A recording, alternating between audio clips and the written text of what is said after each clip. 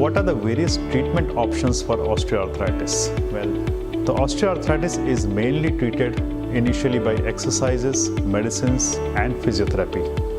I would say almost 80 to 90% of patients with osteoarthritis can be treated without surgery. So if you keep your weight under check, if you do exercises regularly, if you take proper supplements, then the pain due to osteoarthritis can be managed quite easily.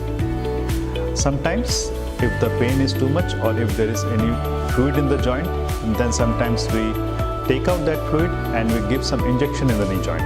So that can also help in relieving the pain.